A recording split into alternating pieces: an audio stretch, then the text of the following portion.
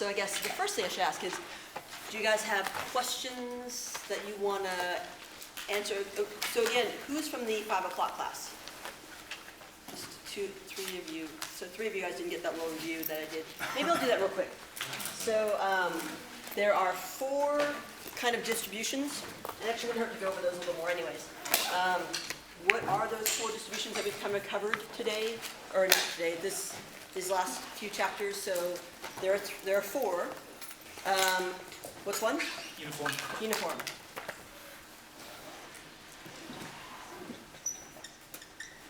That's one. What's another one? Discrete. What was that? Binomial. Discrete? No, wait. Discrete and binomial. So there was a discrete,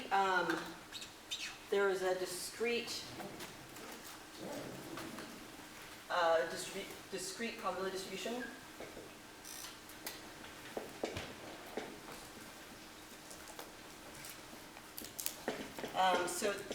And I mean, honestly, it's like discrete, technically, that stands for anyone, like binomial would be a discrete probability distribution, but table.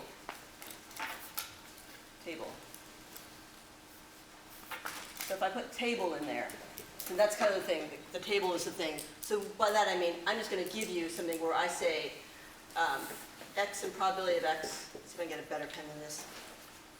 And it might be like the gift bags, or remember the gift bags where I said there are 20 gift bags, and some of them have $2 worth of merchandise in it, some have $3 worth of merchandise in it, some have $5, some have $10, some have $20. Do you guys remember that one? And you guys had to figure out, you had to make a distribution from that, and say, oh, $2, there were, like 6 out of 20. And oh, $3, there were 12 out of 20. And $5, there were, I don't know, 6, 18, oh, maybe make this 10 out of 20. There were 2 out of 20. And then $10, there was 1 out of 20. And $20, there was 1 out of 20. And then you had to find the expected value, which is also the same thing as the mean from this. Okay. Okay, so then what else? There were 2 more distributions, the 2 kind of big ones we talked about, which were? Normal. And binomial.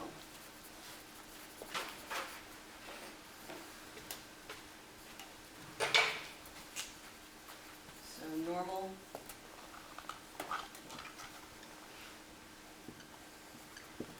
And then binomial.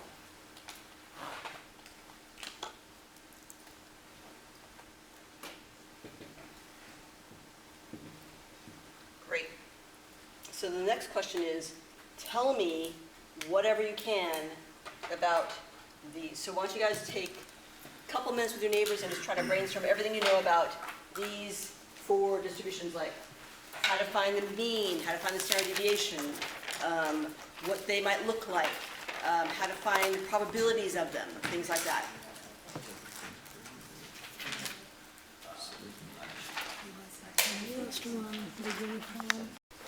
Okay, so let's take a look. What are things we know about the uniform distribution? First of all, do you guys remember what it looks like, kind of? It's a rectangle. Yeah, it's that little rectangle thing, so it sort of goes, go along, and then you go up, like that, right? So, what's something else we know about it? The area under the rectangle equals 1. Yeah, this area equals 1. So, we can find the height. So, if we say this is A and this is B, then, well, yeah, let's not go there. We'll call this the length. So then, what do you know about the height? Height is the inverse of length. Is equal to, it's times the length times the height. So then the height has to equal, The reciprocal of its length. yeah, the reciprocal of the length, 1 over the length.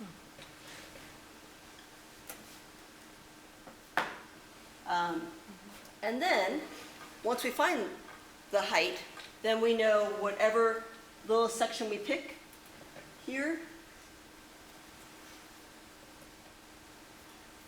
we just find the little mini length of this, I'll call it maybe a little L, times the height, and that will be our probability, our area. Probability equals area.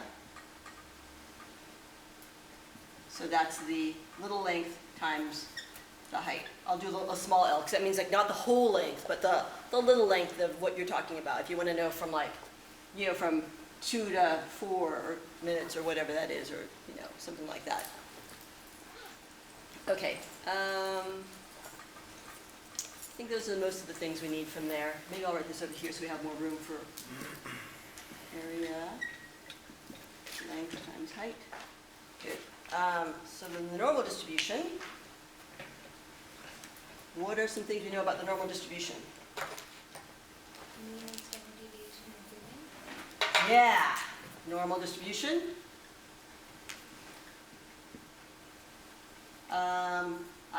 The mu and standard deviation are always going to be given. I have to give you that. That's kind of what determines any normal distribution. The mean and the standard deviation. What does it look like? Yeah, it's a bell curve. Right. Okay. How do we figure out a probability? Or how do we, I don't know, or what are other things we know about it? It is continuous. It's continuous, yes. It's a continuous distribution, which means that we have to find 2 spots, and then we can find the area between them. But you can't find the area at any one spot because it would have a width of 0, and so it would have no area. Because the probability of any one point is 0. Anything else? Symmetrical. Symmetrical.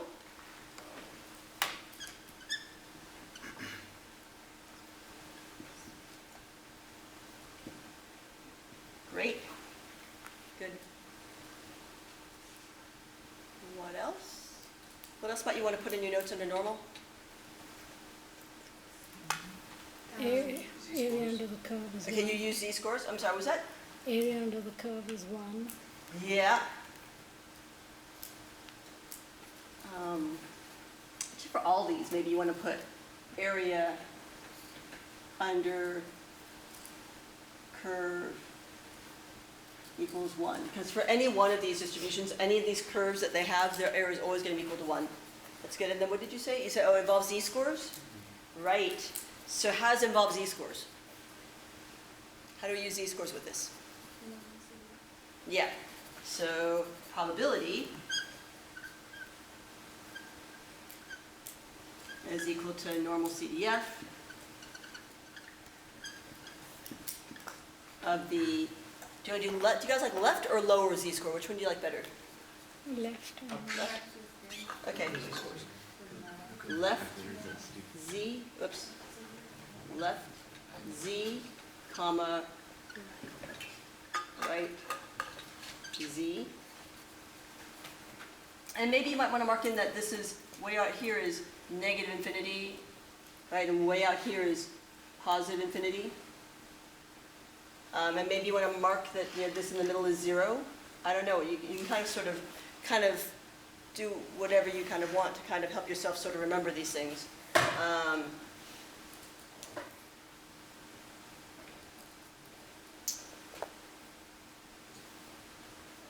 You might want to use, you might want to kind of note that, like, which we kind of did in class already, we kind of talked about how, like, the z-scores go down here and also the x values go down there. So maybe we talk about z-scores a little bit. So, Carl, what do you know about z-scores? Well, the z-score is basically how you calculate like percentage between. So in order to find the z-score, you have to, So you guys remember the formula for that?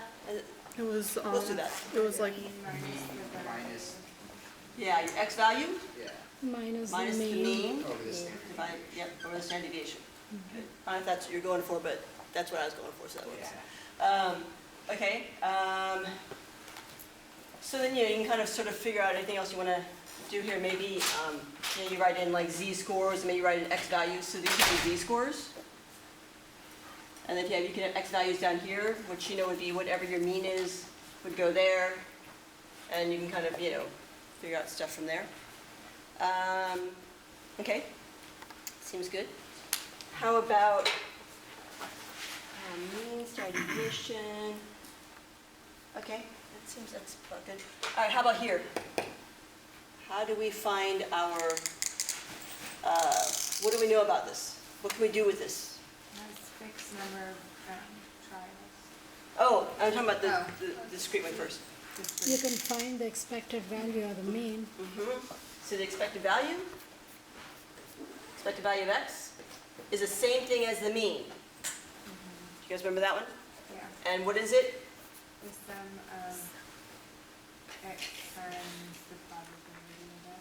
Yeah, the sum of every x. So whenever you see a summation thing, that always means that you're going to sum each one of the pieces. And here you're going to sum each one of the pieces multiplied by its probability. The sum of, and I'll put it in parentheses so it's even clearer, every x multiplied by its probability. So you take the first x, multiply it by its probability.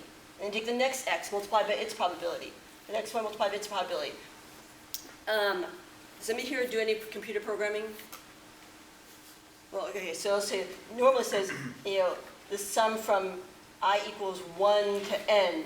So this would be x of 1, or times probability of x sub 1, multiplied by x sub 2, multiplied by the probability of x sub 2, right?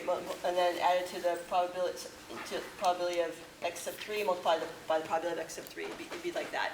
Remember, subscripts are just labels. The first one, the second one, the third one. Standard deviation. You guys remember how we talked about finding the standard deviation for this? Good. On the calculator? Yep. So your standard deviation, you're going to use Stat, edit. calculator and lists. So then you put this into list 1, this into list 2, and you do stat, Calc, 1 var stat. calc 1 var stats of L1, comma L2. Do not forget the L2. It's really important. This is super important because this tells you the frequency. If you leave that off, then you're just going to average those 5 numbers. This is the part that says, oh, there's more of these than there are of these, right? I had 10 bags that had $3 in it. I only had 1 bag that had $10 in it. I only had 1 bag that had $20 in it. But 10 of them had $3 in it. So that's what this list 2 does. It says, this one's weighted more than this one is. It's a weighted mean. Okay. Can Yeah. we find the mean just with one with one You can- values list like L1 only and No. still find the mean? You can't, with list 1 only and not list 2? Yeah, just No, like you regular can't. mean. Then it would just be the mean of this. Yeah, Yeah, you That's can, right. absolutely. If you have a list of numbers, like big then, numbers. yeah, a whole bunch of numbers. If you have like 15 numbers, you're gonna find the mean of them. Yeah, just You can totally L1 use stat calc 1 bar stats and find the mean of them. But I'm gonna make you do it on the test with L2. manually with just your hand, because you should be able to add 5 numbers and divide by how many there are. I feel like that's totally a reasonable thing to ask you to do with a little dollar calculator. Yeah. And the standard deviation of like 5 numbers with whole number means, I expect you to be able to do that. But this is more complicated because, like I said, these things are fractions. They're not whole numbers, and your mean is not going to be a whole number. It becomes a whole big giant mess. So, I'll let you use this instead for that. Great. Binomial. Fixed number of trials. Yep. So it's a fixed number of trials. Fixed number of trials. In other words, you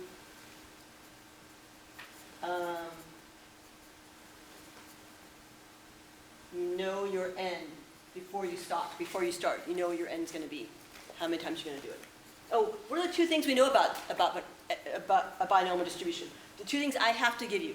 With normal, I have to give you the mean and standard deviation. What are the two things with binomial? N and P. N and P. I have to give you N and P have to be given. Have to be given. Those are the two things that tell that, what you do with that distribution. Great, so one has a fixed N. What else? It has two outcomes. Yep. Each trial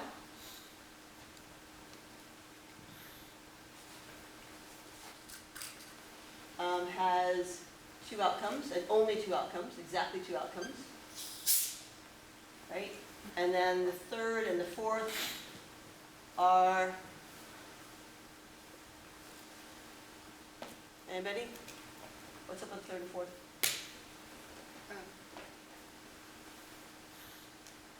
What's the third? Which one of them? What's the other thing? Or they're all independent. Yeah, so each trials are independent and have the same probability, which is little p, right? Little p. So the n and the little p are fixed for that, right? Little p stays the same for all the trials. N, you know exactly how many trials you have. How do you find the probability? And choose X. Probability. So x is my variable, right? Maybe I should put this in here. X equals number of successes in n trials. And then you said probability of x is equal to And choose C. n choose x. Or, yeah, and choose X times P to the power of X times Q n minus X. N minus x, which is the number of failures. And then also the other two things that we know about it are the mean and standard deviation. How do you find the mean? NP. And standard deviation, Root of NPQ. yeah, square root of NPQ. Good, okay. So those things you should know. Draw a line here. These are the four distributions. What normal, also the, maybe inverse norm, we talk about inverse norm. So these are z-score, oh, here I'll put it this way.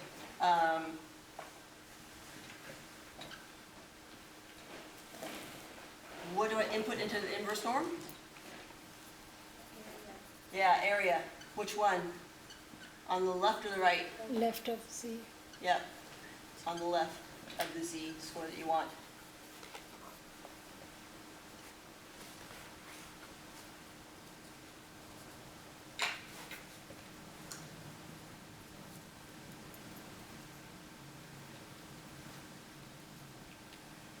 So this one,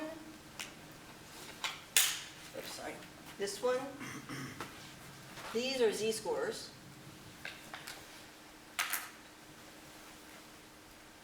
And this is an area, right? Probability is an area. So it's going to give you a probability. This one here, this is the z-score.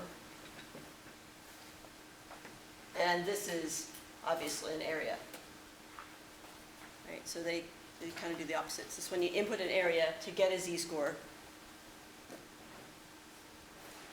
And this one you input two z-scores to get an area. Okay. Let's see what else. Should we go over binomial? Should we go over?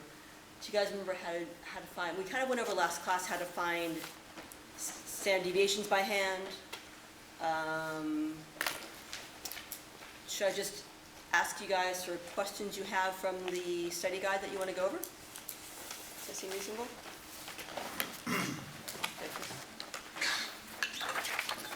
Okay. Ted, you got a question? Are we doing central limit theorem? Yes. Okay, so we should talk about central limit theorem. That's a great one. Okay, so I'm gonna go ahead and erase this, is that all right? Yeah. Okay, maybe I should take pictures of it. Our question kind of was, does it fall under, where does it kind of fall under? Does it fall Well, it's- under the, Sort of normal, I guess. is it normal or is it Well- under uniform? You would, oh, interesting question, yeah. So, when you have a sample size of 30 or more, then it doesn't matter whether it's binomial or uniform, you can use the normal distribution. That's what the central limit theorem says. So the central limit theorem says, I'm a gateway to the normal distribution from other distributions, as long as you have a sample size of 30 or more.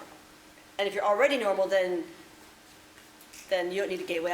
It just tells you to use a little better, your standard deviation smaller, basically.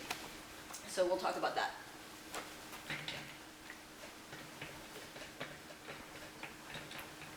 Maybe I should have left that one. That's okay. I'll erase this one. We'll start over here.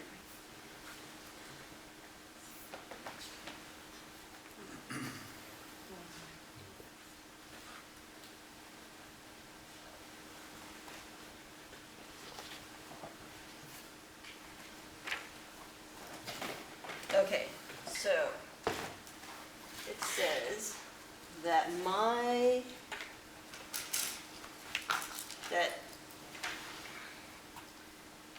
so central limit theorem.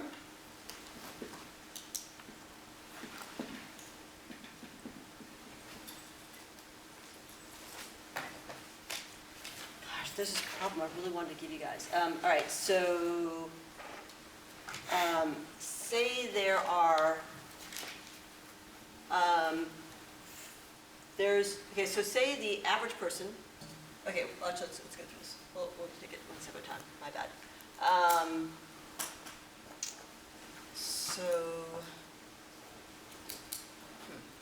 Here you're looking at a mean of a sample.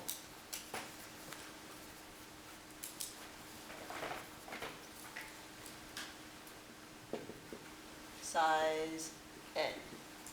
So mean of a sample, so that you should have an n, right?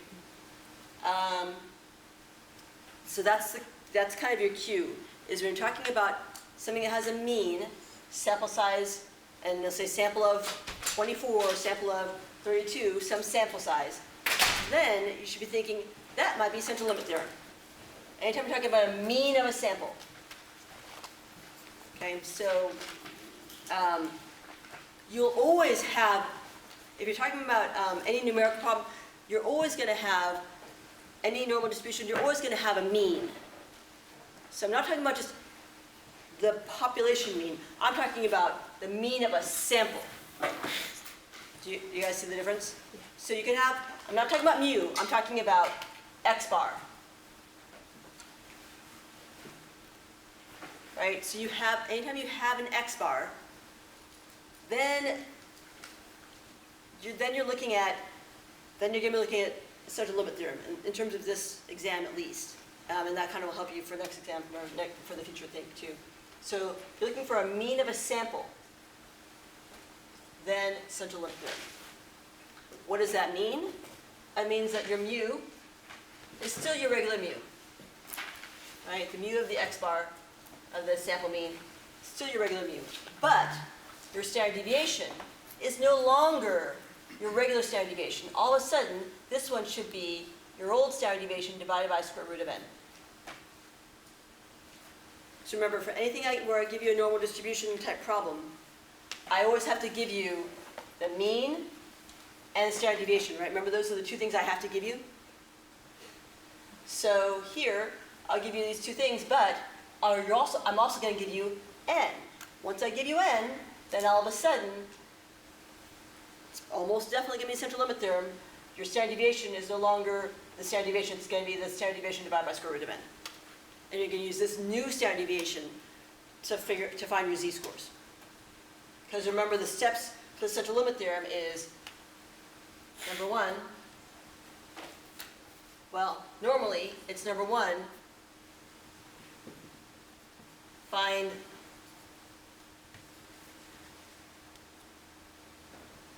convert each x value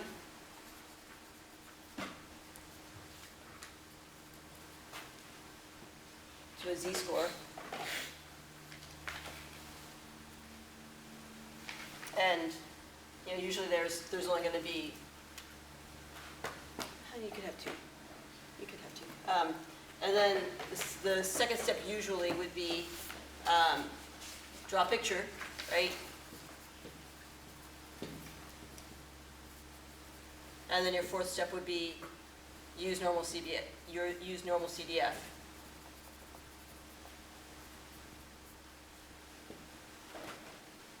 Of the left Z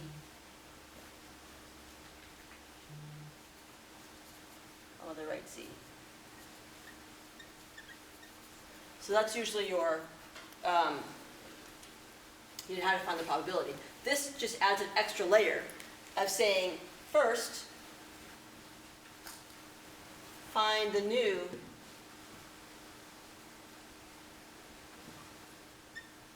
standard deviation, right? Which is sigma squared, sigma squared, sigma x bar equals sigma over square root of n. Or I'll just draw a picture. I'll draw a line up there. That way you don't have too many things written on there. So that's kind of central limit theorem. Just adds this step. This is the central limit theorem step.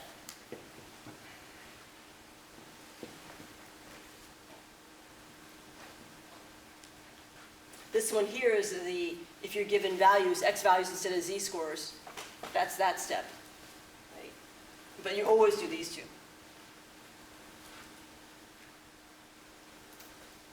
So let's go through a problem. I'll tell you what I'm talking about here.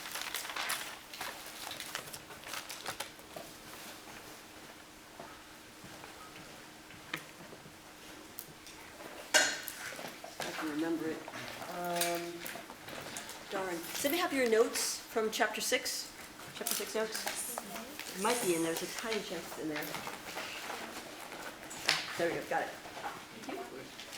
Yes. Yeah. No, I didn't put it in there. Darn. Okay. So this is an example that I had planned to just go over with you guys in class. And this is it. It's let's see.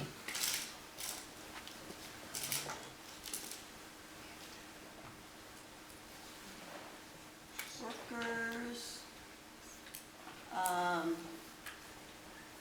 work an average of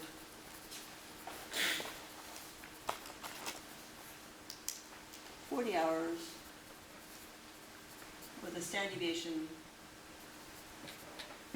of, let's say, 4 hours.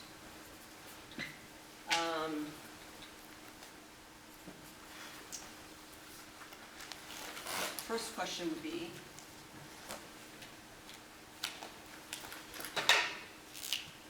one. No, that's not very good. One, find the probability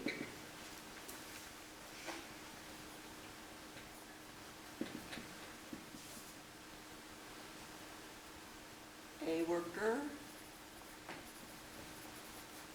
works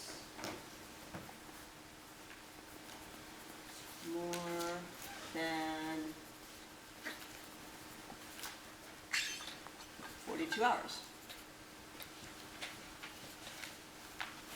Or we'll make it simple. Make it 40. That's terrible.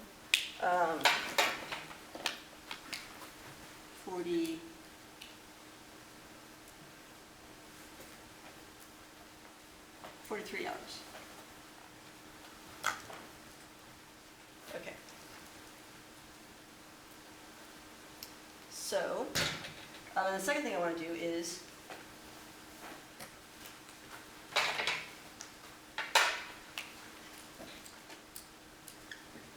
find the probability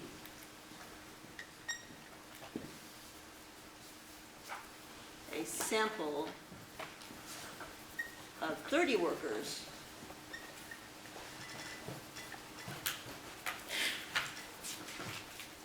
has an average of more than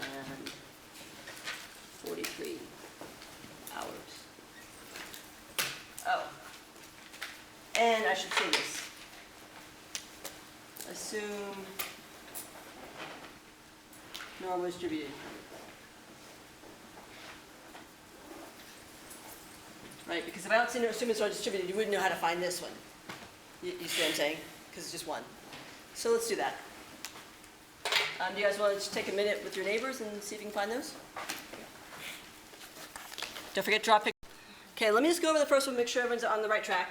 So first you're going to convert your x value to a z-score. This is an x value, right? Because this has label. See how it says hours? It's not just a score. So it's an x value. So I need to find the z-score for it. So z is equal to my x value, 43, minus the mean, 40, divided by the standard deviation, which is 4, and you should get 0.75, positive 0.75. Then draw your little picture. Again, your hill, the line, and then put a notch, just a tiny notch in the middle. 0.75 is on the right or the left? On the right. So I'm going to draw a little thing here, 0.75, and draw a line straight up. Now, do I want the left side or the right side? Right, more than. More than means the right side. This is the more than side. Which means I'm going to go all the way out here to infinity. Which means I'm going to do normal CDF. So I need to find my probability of 0.75, comma, a large number, 100, 200. Let's do 200. That way, in case somebody screws up and puts something else, they don't get to us messed up. And then that's going to give me what? 0.2266. 0.2266. So that's this area inside of here. Let me just mark it in here. So this over here is going to be 0.2266, 22.66%.